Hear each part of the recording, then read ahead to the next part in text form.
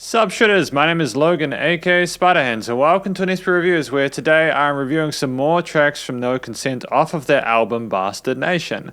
And if we switch over to here, I did check out the Bastard Nation track last time. We're going to check out three more. We've got Kill 'Em All, Live Fast, and Sugarloaf. So we're going to listen through each of these tracks from start to finish. I want to hear what we think. Let's go. Oh, nice start with these distorted guitars. Oh, great job having the guitar coming on the right side like that.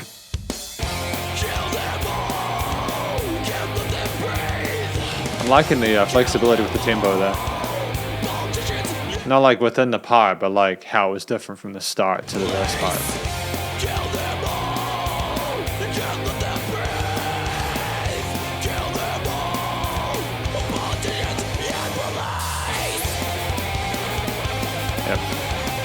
Excellent instrumentalism there. I suppose instrumentation there. The performance is dope. I'll go back a little bit just so we can enjoy that solo there, because it's quite a short track at 2:33. But I'm just loving the consistency between Bastard Nation and this one. I can tell this is going to go over the whole album.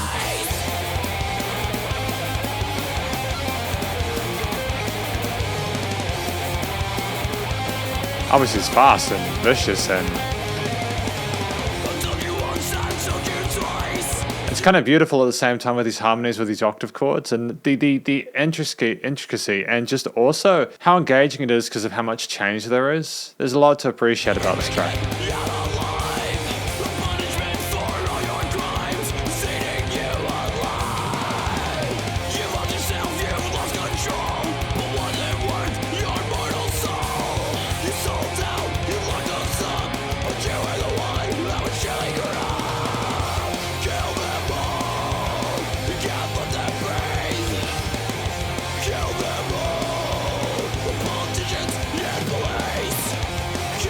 Oh, we're talking about politicians killing them all. Yeah, I get it.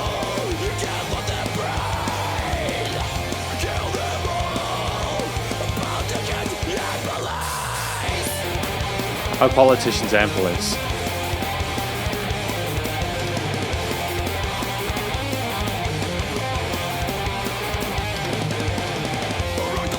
Again, the way that the drums are in time with the guitars and how quick both of them are and how clearly the notes are coming through and how there isn't a single beat out of place.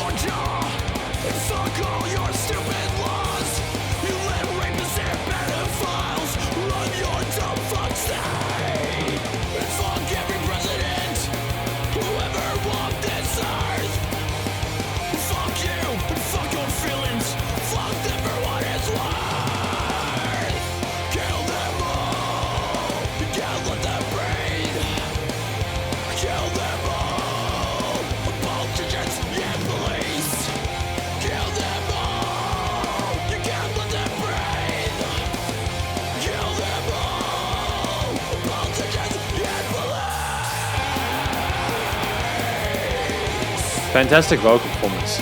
It matches the lyrics really well.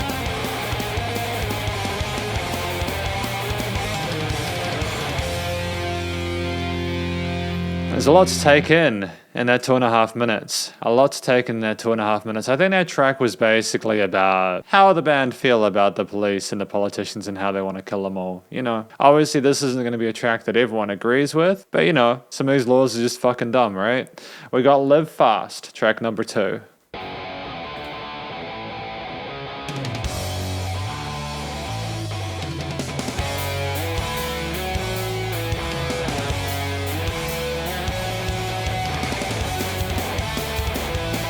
Nice little gallop going on there with these octave chords.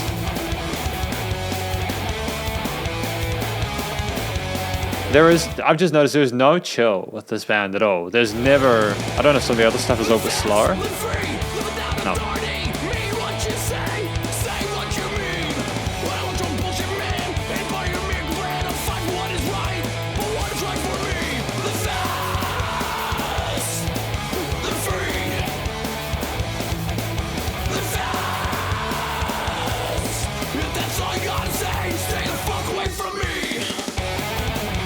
So it's got this kind of anarchistic vibe. Anarchistic vibe? Yeah. Another little... Some sensational lead part. It's just 16ths the whole way. And I like the way that the vocals are contrasting that and these hooks with the live fast and then live free, you know, etc. Allowing more space in there. And again, you know, in contrast to the accompaniment.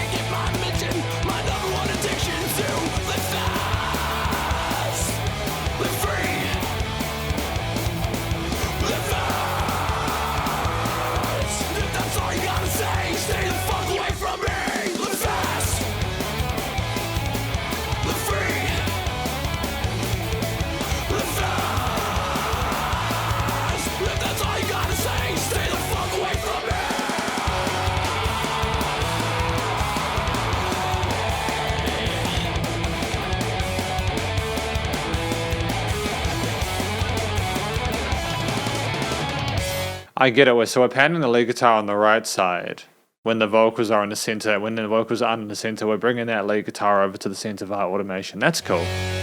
That's clever.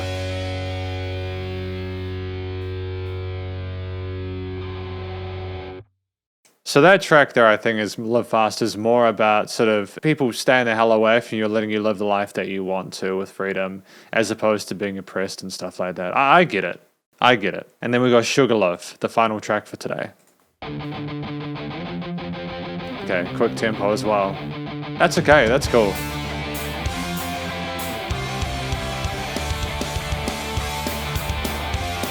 It's nice to have just the instruments here, you know. So too often I get musicians who are kind of phobic about having a theme just stay there and kind of build by itself. They have to insert themselves there as if they don't trust the listener to just have the music, and I think that's a shame.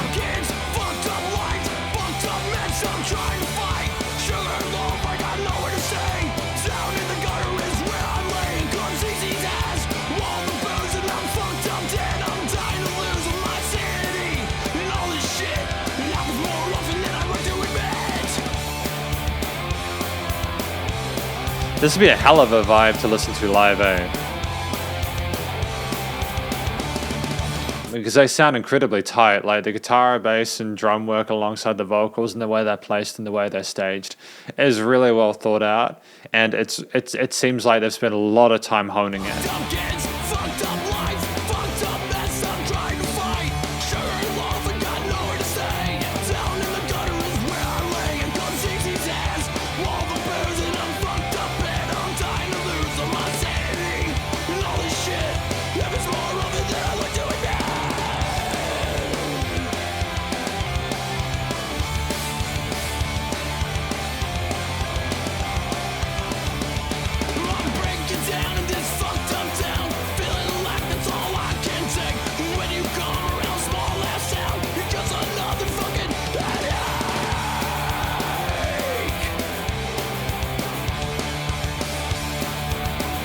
I might have another listen to this one afterwards, just before I go back into what I think it's about.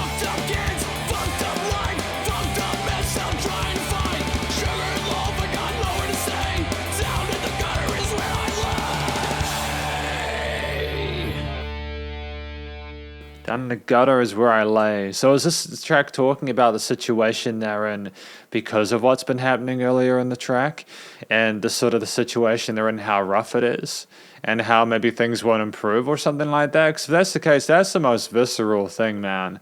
That's brutal. I don't know if Sugarloaf is like a reference to something or something like that. I mean, we here in New Zealand we have Sugarloaf, which is like a hill or something like that. I'm not being facetious. I'm just not sure what the word Sugarloaf especially is.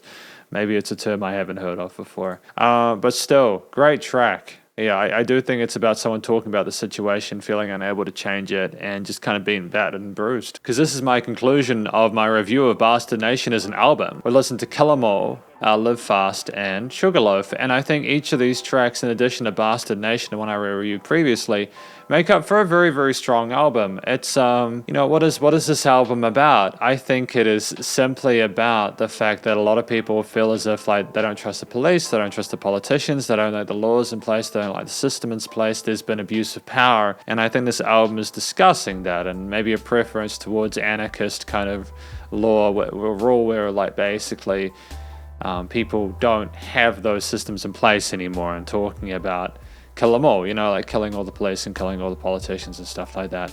And obviously that's going to be quite polarizing. There's going to be people who have an absolute issue with that, and people who are like, oh yeah, that is exactly my jam, you know, fuck yeah. Me personally, I can see why people would want to have the security of having the police and the governments in place, because it benefits them.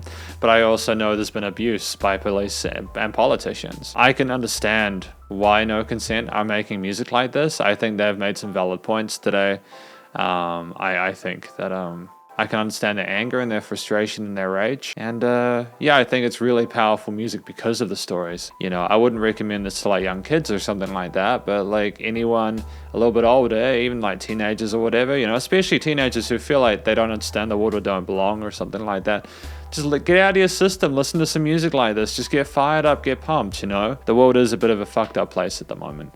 But I think music like this is important, it's meaningful to the band, and I think that they served it well. I think that the vocal performance is sensational, again, as I said, from Bastard Nation. It's a bit of an unconventional sort of, it's an unconventional voicing. A lot of people may not be necessarily used to how visceral and kind of gristly, and it's very vicious. It's representative, I think, of the genre, that kind of, I think it's like melodic hardcore punk or something, if I'm not mistaken, or something like that. I think that absolutely, the vocal tone, the performance there matched the story really well. It carried through and made it authentic. You know, I don't think you could have gone any lighter than this and it had the same impact.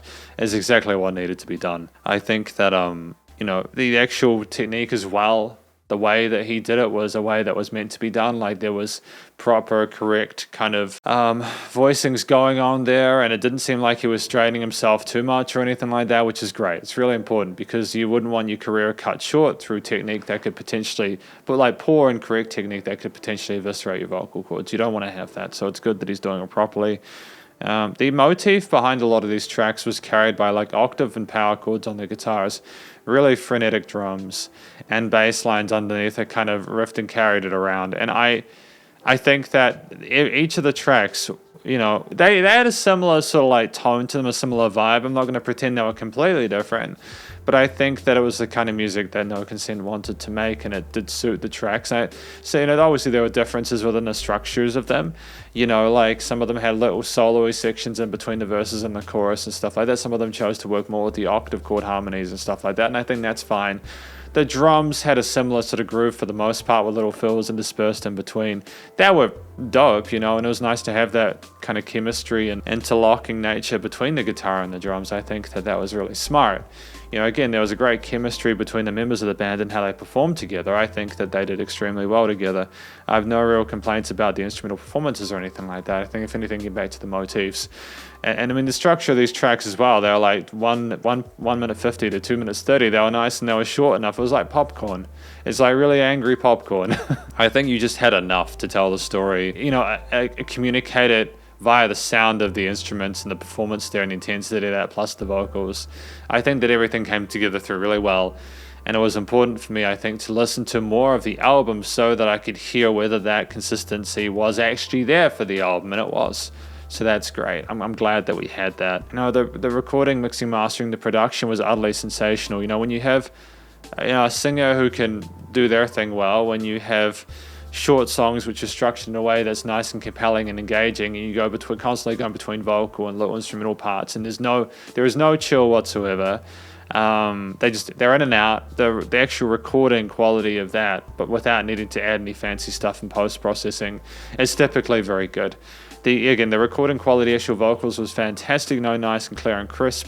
The guitar tones were great, the bass and the drums as well, they were nice and tight, melded and glued well with each other. I don't think there was any issues with the leveling in the mix. I liked how wide it was in the stereo panning. I liked the different positions of like the mids and guitars and stuff like that. I liked the fact that there wasn't too much production or like over processing of the vocals. I'm glad that we just kind of left them as they were, nice and raw as per the story of the song.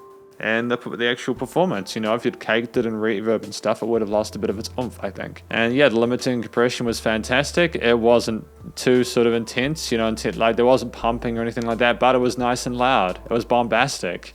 It was in your face. It was really well produced. And that is effectively my review of Bastard Nation, which is an album by No Consent. I have a lot of respect for what they've managed to do here. I think that for I don't know whether this is their first album or their second. I think, yeah, I can see there's like other, I think there's a EP here, you know. Yeah, there we go. So this is their live stuff that they've done. And this is their like official, I think their official release here. That was, again, released in August. And I think they've got a future ahead if they keep it up, and I hope that they can keep their their fans happy, and I'm sure they'll make a lot more. But effectively, yeah, this is my review of No Consent by Bastard Nation. Hopefully you enjoyed it. If you did, please do go show them some love via their various social medias and their Spotify page, and stay cool and stay safe, and please remember to support your local musicians and artists at this point in time as they need the help more than ever with all the crazy stuff going on in the world. And I will catch you in the next review. Spiderhands Out.